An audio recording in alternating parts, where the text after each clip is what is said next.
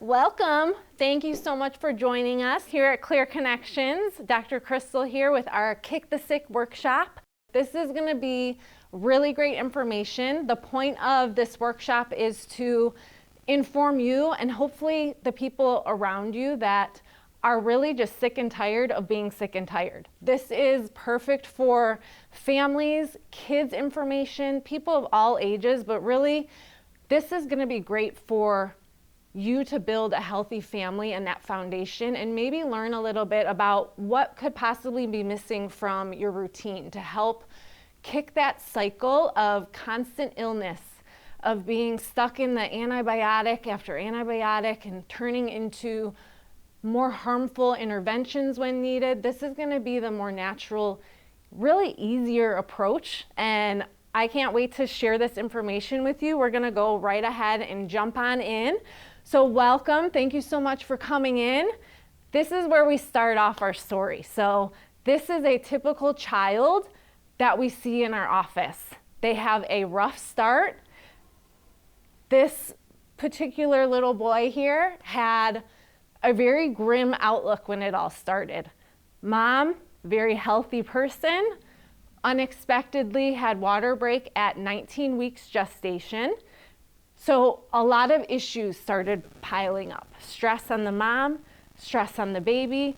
11 ultrasounds later, parents were told basically that this child could possibly not make it, and if they did, it would probably mean a lifetime of illness and maybe assistance with breathing for the rest of their life. So these are the types of kids that come into our office all the time.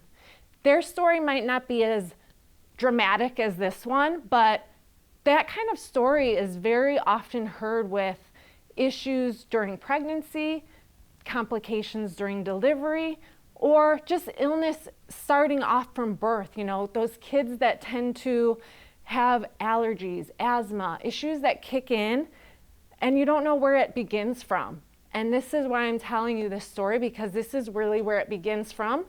This baby was born through an emergency C-section at 30 weeks. So 6 weeks in the NICU and lots of different interventions. I am here to tell you that this one is where medicine comes in handy. Chiropractors are kind of known that they think they're anti-medication, don't like medicine, not willing to work with the medical community, and that's just not true. So we work in great conjunction with your other forms of healthcare. We love to co-manage patients, and medicine is not all evil. Like, there's a necessary time. Medicine saved this child. Medicine saved me, because this story is about Jaden, my son. So this gets me every time. I knew this slide was going to be tough for me, but if any of you know Jaden, you see him now. He is a vibrant little boy who has rarely ever been sick. So this is an important story for us to share. I don't share this story hardly ever. So he was only 2.5 pounds at birth. NICU, like I said, it was a very scary start for him, but he was adjusted from birth. And we really do believe that the necessary steps that we took with chiropractic right from the beginning, trying to be natural and choose healthy options and just kind of go with that form of health for him, saved him and really gave him the life that he has now. He is a vibrant little boy about to turn 3 years old, and that's a picture of him from when he started.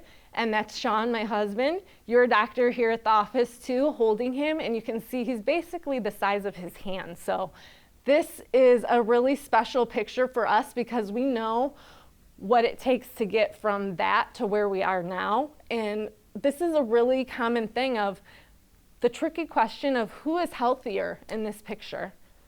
These two little boys here, one has a full plate of vegetables. So I grabbed this picture from online because that is not a real picture of kids who eat a full plate of vegetables. If you're a parent, you know that is not a very true story most of the time. Happy little boy eating his broccoli. The other side, a little boy in bed, cold, snuffles. The answer to this question is actually kind of where I wanted to get you thinking, is both of these kids are healthy. If This boy on my right side here is in a expressive state of health, basically. We all are faced with stressors and germs at times. This little boy, you know, his body's fighting it. And as long as this is not a chronic cycle, that is what we want to see. This kind of normal experience of your immune system becoming strong when it needs to be and trying to fight those fevers and germs and coughs and things that arise. They're not always all bad. So the answer to the question here is yes, they are both healthy kids. So that is meant for you to start thinking about where we're at with when we see a kid, and what we tend to do for ourselves. Doesn't have to be a kid. This is for ourselves too. When we're not feeling great, what's the next steps that we generally start to take? So keep that in mind, because that's what we're going to be addressing here in this talk. So when I say the fevers and the cough and the germs and stuff, we don't want you to always feel like it's a bad thing. A fever is there for a reason. We need that to combat whatever bug is trying to attack us. The fever is meant to raise your temperature to help kill off those things that are bombarding your system or your kids or whatever. So yes, there is a degree to which we don't want a fever to be left unattended to if it's too high for too long, but it's not always necessary to start combating those things right away. Same with a cough. It leads us into how do we clear those things getting into our system even further. Our nose passages and the cough reflex that we have is there for a reason to help clear those out of the area too. So yes, we don't love to be bombarded with germs all the time, but not all germs are bad. We need that exposure to help build up our immunity, and it just helps us be stronger as we grow and we're exposed to more and more things. So germs, yes, we don't love them, but we actually have germs and microbiome in our system, on our skin, in our gut. Very important part of our healthy organism as a body, like our body too. So we want some of those things, and they actually need to be there to help build our immune system. So we're going to get into that as well.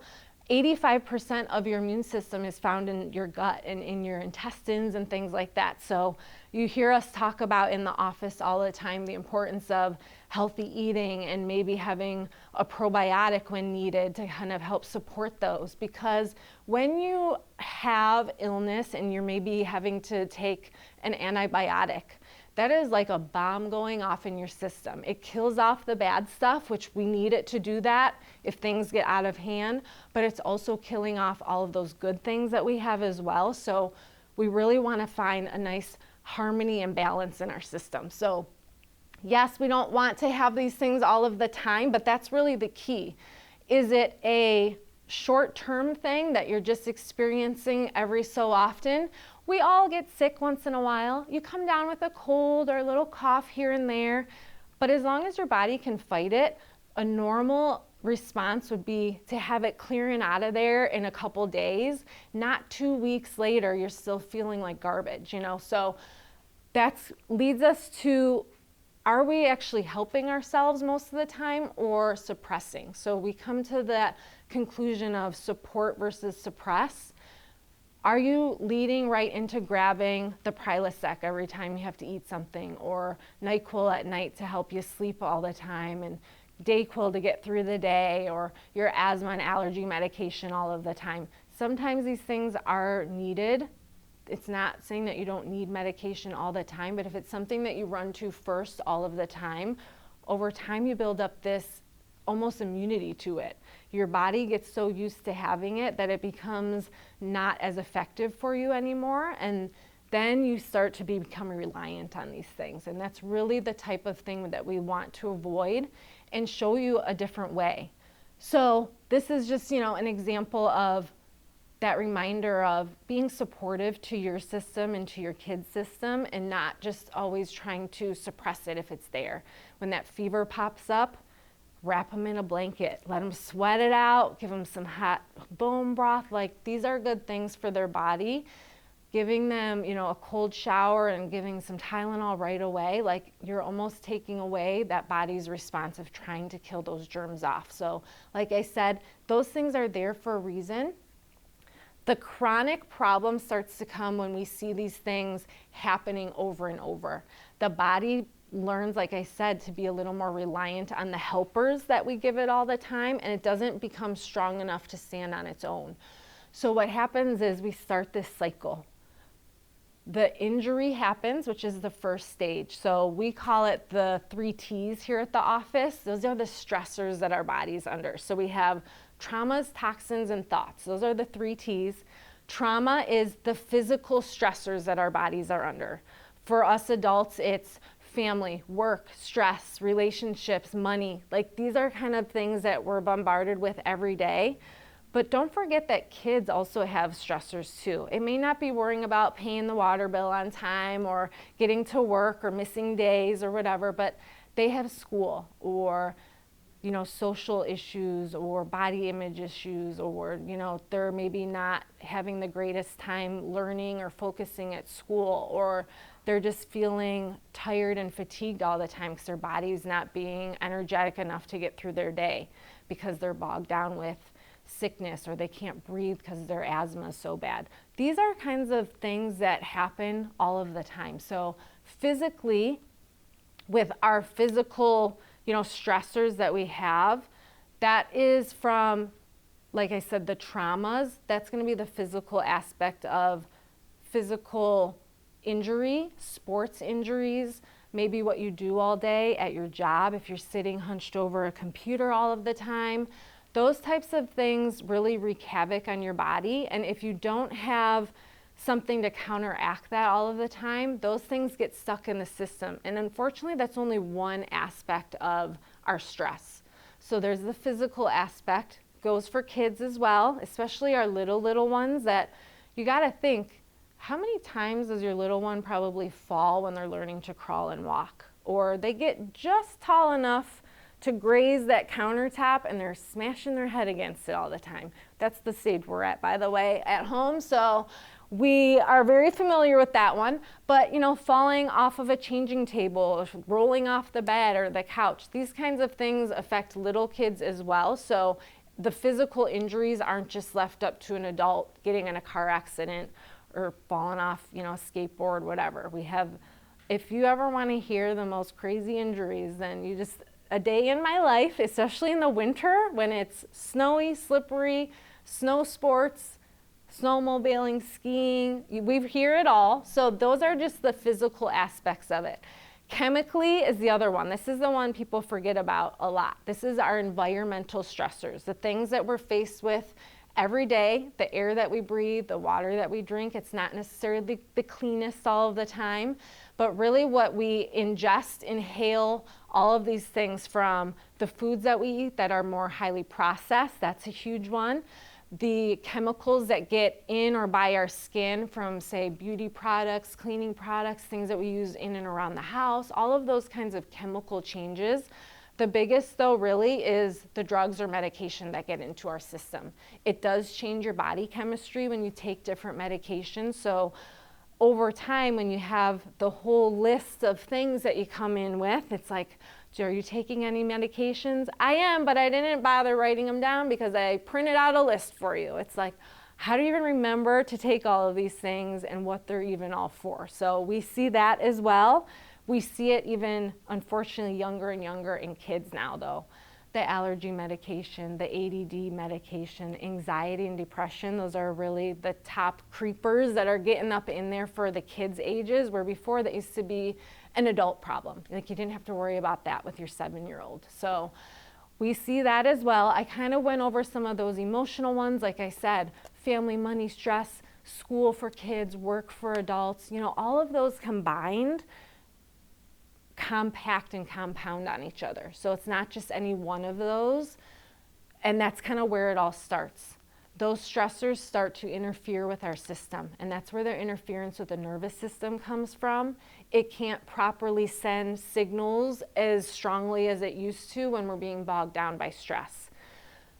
which then in turn causes imbalance in the system. It should be working in a nice harmony with each other, and if these interferences along the pathway are there, it just cannot talk to the other body parts and things like it needs to. So that leads us down to the major cause of all disease, which dates back to days of Hippocrates and things like that. This was like a theory that people had of inflammation being the root of all disease, and really it does boil down to that. Time magazine agrees too, you know, that secret killer for your body and immune system comes from degeneration processes, that inflammation that happens in the bloodstream. It affects your joints, your muscles, all of these things, your organs. So this is what we want to try to combat, and there is an easier way to do this than what maybe you think, and it doesn't mean taking an anti-inflammatory. It talks about taking that cycle and finding where the issue is and cutting it off at the knees, so that way it's being corrected from the root source instead of just trying to slap a band-aid on the symptom that results from the inflammation. So like I said, balance is the key.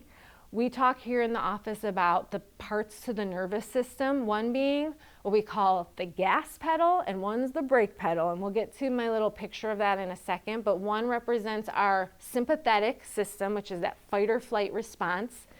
The other one is the parasympathetic system, which is the brake. That's that rest and digest system, trying to calm the body back down after it's been under a stressful situation. So if those are not working in unison with each other, that's when we start to see issues going on. So our body is extremely smart. We just have to get out of the way and make sure there's no interferences affecting its smartness. You know what I mean? So homeostasis, you've all heard that word.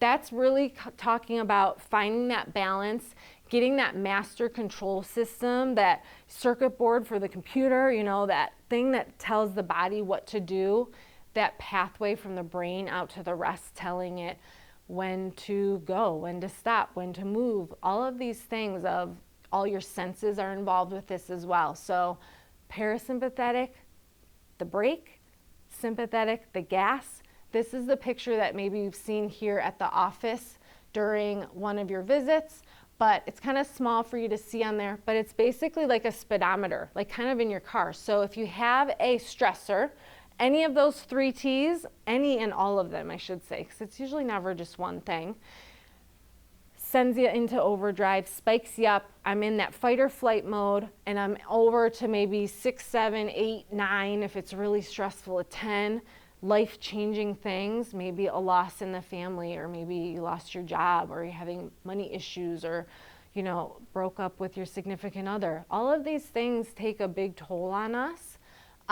Having a baby, you know, all of these things, whether it's physical, emotional, or chemical, and like I said, a lot of times it's a combo of all three, sends us up, spikes us, and then when that stressor is removed, our bodies should be getting that brake pedal down to where we're coming back down to a resting state of, say, a 0 or maybe 1 or 2 at the most. So if you don't have that working how it should, when your body is stressed constantly, or because the nervous system is a little out of whack and it's not able to keep that balance like it should, sometimes people get stuck at maybe a 5, 6, or 7 in their resting state. So that means they're always up on this high level, even when nothing is really going on per se, and that's kind of their new state of balance when they are at their kind of norm. And then a stressor happens. And then it's like the littlest thing kind of puts them over the edge and up into that 10 range, where before they could start at a 0 or 1, but now they're already at a 6 or 7 to start. And then they are at a new school, a bunch around of new kids with new germs to be faced with, and they're sick instantly. This is why we see a lot of kids first week of school getting sick constantly. They bring it home to their family and parents, they're getting sick. So it's like, if your body is not able to manage these stressors properly, then issues start to happen. If you're in a stressful situation, it seems like the littlest thing throws you over the edge, and you just like, somebody comments one thing to you and you're ready to bite their head off. You know, these things like do compound on each other, and we want you to be able to be in a more balanced state. So that's really what it all boils down to and comes back to all of the time, is finding to where we can get that up and down to be working synchronously with each other. Is that a word? Synchronously?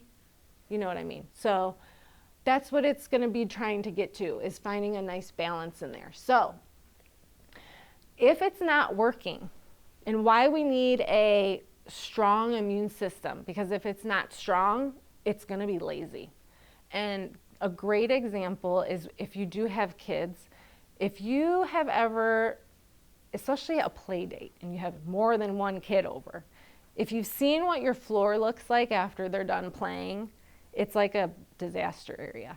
So what we try to teach our kids all the time is, you know, pick up your toys, it's time for cleanup. And then some parents are like, we're in a hurry, we gotta go, let's just put all this stuff away. And then you're cleaning up their stuff everywhere all the time. And then the kids are just like, you don't even know where they went because they're long gone. They're like, my parents are cleaning up my mess, we can go make a mess in a different room now. If you're doing this constantly, then the kids do start to know that they don't have to clean up their mess.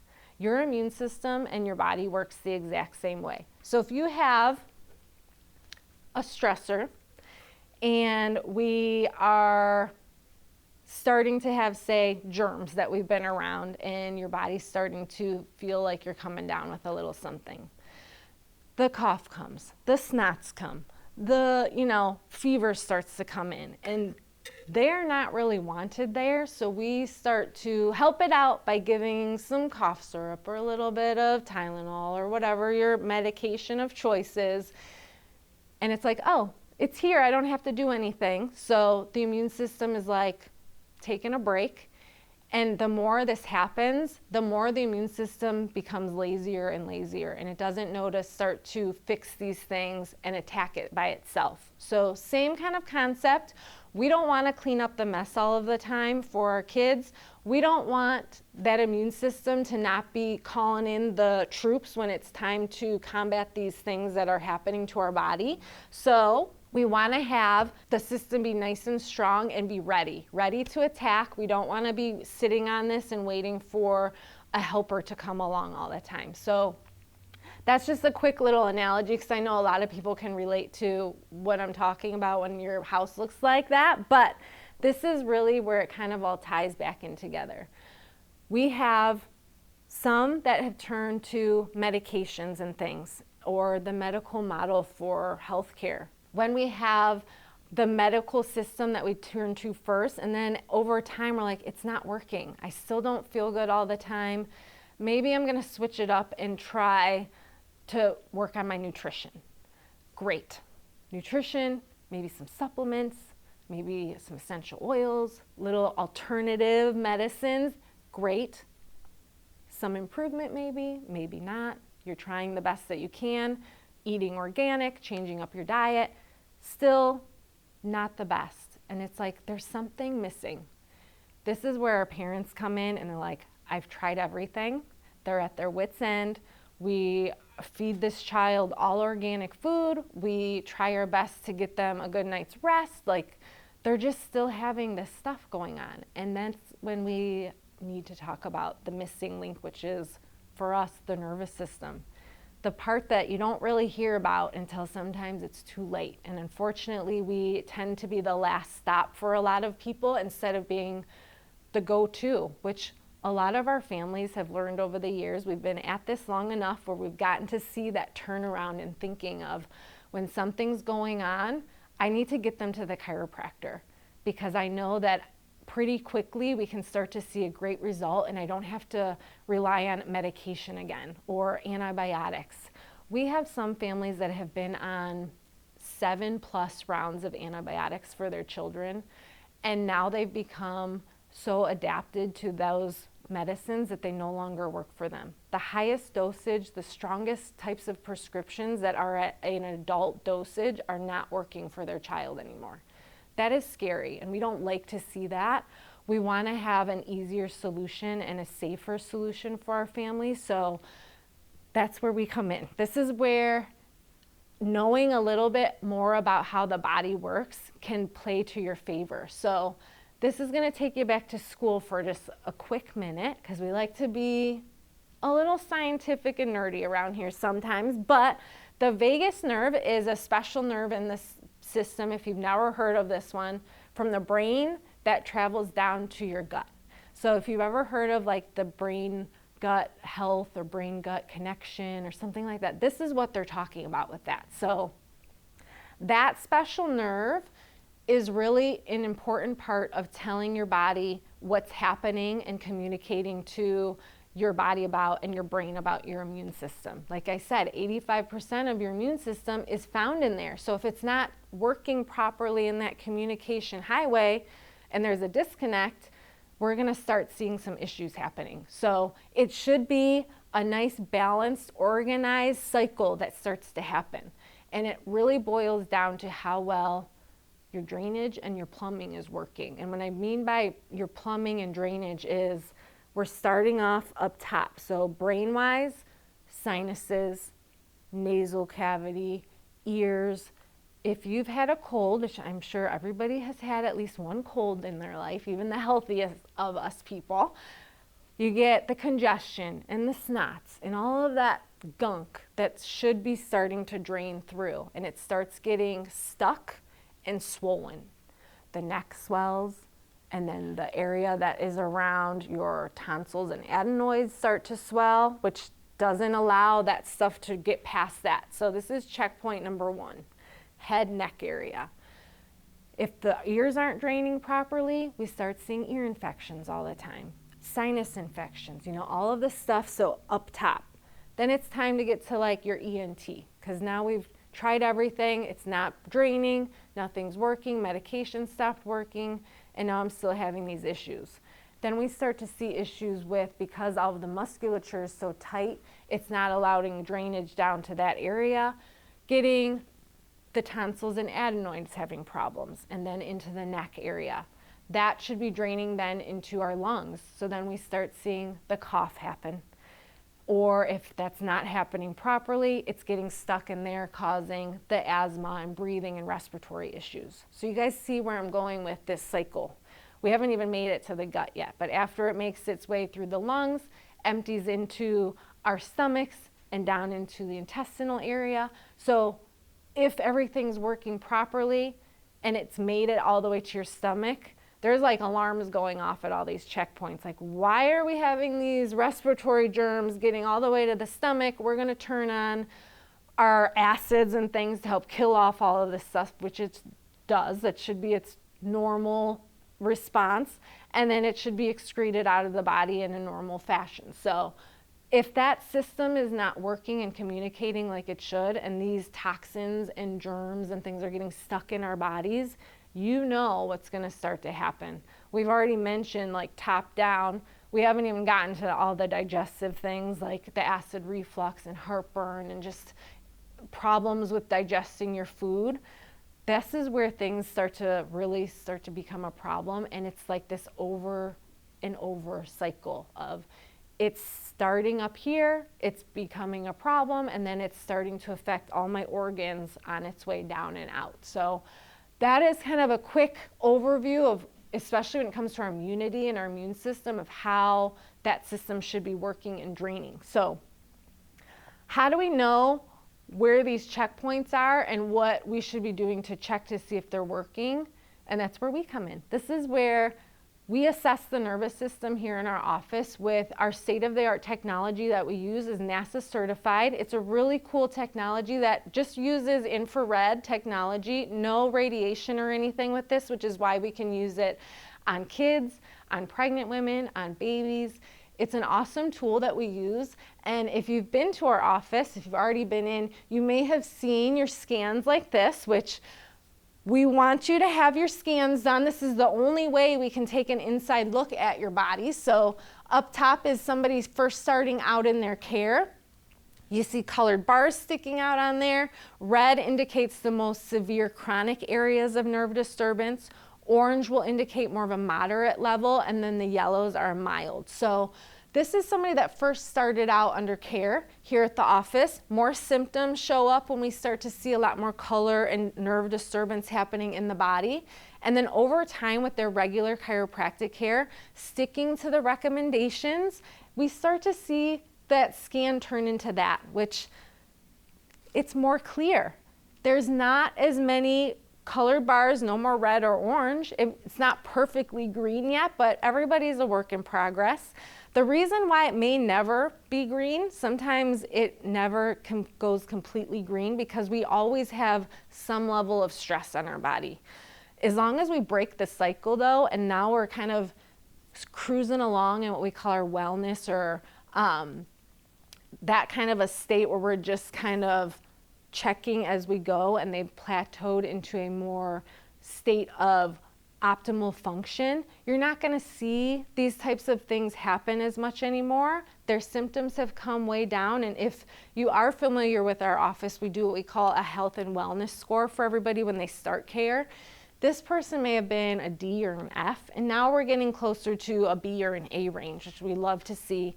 We don't like to see those symptoms staying in there either. This is a good example of what it looks like when we break that cycle. So this is a really cool story. This is one of our current practice members and families here at the office, but this particular child is little Ellie, who's this little one right here. She actually started with us not too long ago, but her mom brought her in with symptoms of constant colds, almost getting sick every other week, which is really extreme. But the other odd thing with Ellie too was her crawl pattern. She had kind of a wonky, like side crabby crawl, kind of an army crawl situation happening, which was abnormal. A lot of times it's like, oh, she looks so cute, and they crawl like kind of crazy crawl, and it's like, it is cute, but there's definitely dysfunction there, and we do not want to see that type of pattern stick in, especially a child of her age, because it means there's a disconnect in their developmental stages and the way that the brain is starting to pattern for learning how to do this like cross crawl pattern with the legs and arms and coordination for when they grow. This was Ellie's first scan. So you can see it's lit up like a Christmas tree. We don't love to see that, because that's actually a lot of nerve disturbance going on. But after care, being under care for a little bit, not even that long, kids are much more adaptable and respond very quickly to care because they don't have years and years of stressors on them like us adults do. This is Ellie now. So still a little bit of yellow, but a very significant amount of improvement.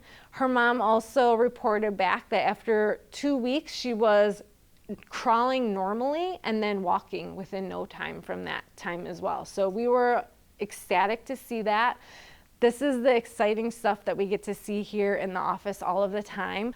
I know I've gone most of my life, and before chiropractic became a part of my life, I did not know about how the nervous system worked, or that it was even an important aspect of my health and healing. So now you know, and this is great, because a lot of times it's always, oh, I wish I knew about this sooner. That breaks my heart to hear that, because we have families that have been in, you know, they've gone everywhere else, and they're like, my friend finally told me about you guys, and like they've had such a great result here. We figured we have nothing to lose, we'll give it a shot too. And it's like, you did have something to lose. Like, you lost all that time of being happy and healthy, and now you're here, and we don't want you to ever have to go back to that. So thank you guys for listening for this long. If you're still here listening, which is awesome.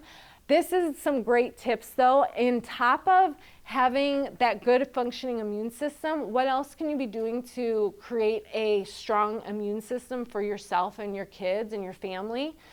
Couple little tips.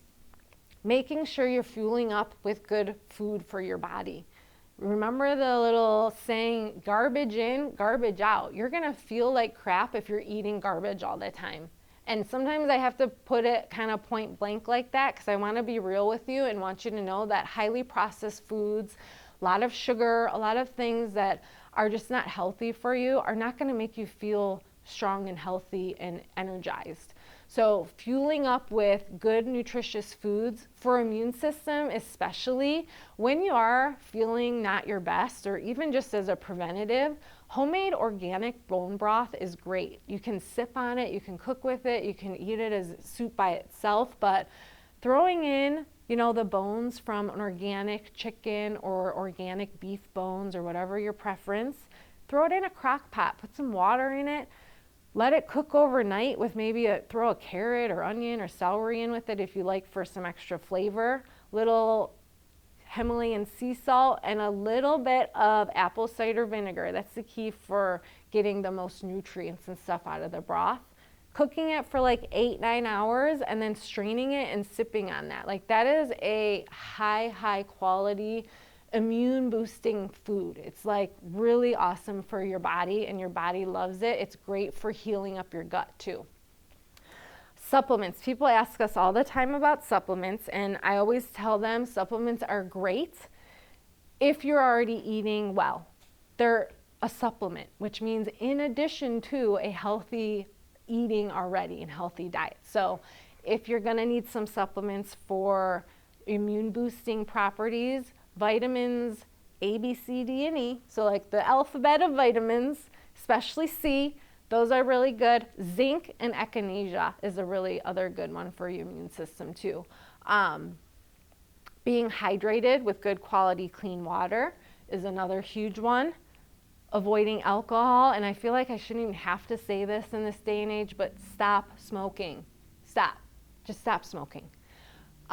Getting moving, getting that fresh air, even if you're not able to get out for a walk or doing a little workout outside, just standing outside in the sun is at least going to get you a little bit of vitamin D and some fresh air. So those kinds of things, good quality rest, you know all this information. It's just a good reminder for, especially when you're not feeling your best, what you can be doing. It's taking all of those 3 T's like we talked about and trying to minimize them the best that you can. And I know it's hard, especially the emotional stressors and stuff. Those are tough to try to deal with all of the time. But if you're getting good sleep, getting good rest, it's very helpful in helping your body be stronger. And the other easy one, especially since COVID and all this stuff, wash your hands.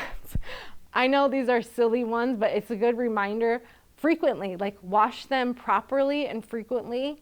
That alone helps kill a lot of germs just by doing that. Wiping up, the counters with some good quality cleaners that are safe and non-toxic as well. Things that you touch a lot. It's just kind of common sense type things, but I'm here to give you a friendly neighborhood reminder, for those types of things. So I wanted to go over a quick little frequently asked questions section. I'm going to go over a couple of the ones people ask us a lot, especially when it comes to their kids getting adjusted. So number one is, what's the earliest stage that I can bring in, or age that I can bring my child in to get checked?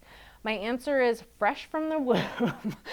We try to get kids as early as possible. So we have actually been the first stop from the hospital to get kids checked and adjusted for our parents that have been getting adjusted here. They're ready for it. They know what the benefit of getting kids adjusted is. So as early as possible is my answer. My record is 10 hours old, so for getting a kid adjusted other than our own child, Jaden, but they can get adjusted early. There's no, time frame that they have to wait. So the other question is, well, my kid's a little rambunctious. What happens if I can't get him to sit still? We are professionals at this, okay? So we see tons of kids. If you know the ladies here in the office, they help watch the kids and play with them during their time here in the office too. But for the adjustments, we can have them being held by a parent, laying on a parent, sitting. I've adjusted kids in the play area as they're standing up playing. If I have to chase them around, I will, to make sure that they're subluxation free. Okay, so don't worry about them not sitting still or laying down or listening. Like, we understand, we see kids of all ages, so that's not really an issue for us. We're used to it and ready for it. The other one is, what does an adjustment look like? So adjustments, especially for kids, do not look like what it looks like to adjust a full-grown size adult man. It's not going to be the quick velocity, high thrust type of an adjustment where you might hear like pops and crackles and things, which is not your bones cracking, by the way. It's just a little air in the joint space coming out of there. So when kids get adjusted, it's very light pressure. We use a special little tool in the office called an activator. It's a little clicking type tool that helps gently move those bones back into alignment as well. For our little babies, we use the tip of our pinky, light touch with the fingertip. It'd be almost like if you were at the grocery store and you were testing the ripeness of a tomato and you like push on it a little bit to see how soft it is. That's the pressure that a baby gets adjusted with. It's barely anything. They don't have solidified, ossified bones yet. Everything moves a little easier, super gentle. We have babies that stay asleep during their whole adjustment. That's how gentle it is. So do not worry if they start crying. They are not in pain or being hurt. I can guarantee you that. A lot of times it's because they're uncomfortable in a new environment. Their mom's not right next to them holding them or something of that nature. The sound of a table dropping next to them, might startle them, but it is not painful at all for children or adults really to get adjusted. How long does it take is the other one. It depends on your child and you and your family, how many people are here, but generally an adjustment, once you're done with the initial consultation and exam process, you're in and out in 10 to 15 minutes every time. So you don't have to set aside a lot of time for the adjustment itself. How long care takes is really dependent on person to person. Everybody comes in with a tailored care plan that's made just for them. We don't do cookie cutter care here, and we don't see results if we were to do that. So we want to make sure that everybody has what's right for them. So we would come up with a good game plan for yourself, your children. Everybody has their own set of recommendations that they would get. And then the other one is, does my insurance cover it?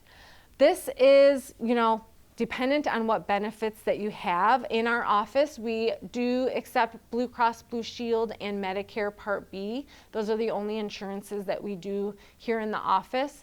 But a lot of times people don't choose to even use their insurance, even if they have it. We offer great, affordable care plans and financing options, family care, and all of that good stuff too. So don't worry about it breaking the bank. I always tell people to put it in perspective. A whole year's worth of chiropractic care is less than 1 day stay at the hospital.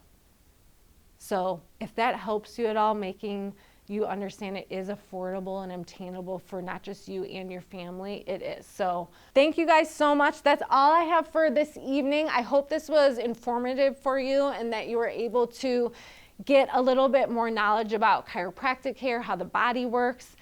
This is not just our theories on how it works. This is scientifically proven information, and we want you to get the best for you and your family and the care that you need. So that way you can, like I said, break that cycle, kick the sick. Like, we're sick and tired of it too. So thank you guys so much for joining us tonight. It was a pleasure to speak with you this evening, and I look forward to seeing you in the office soon.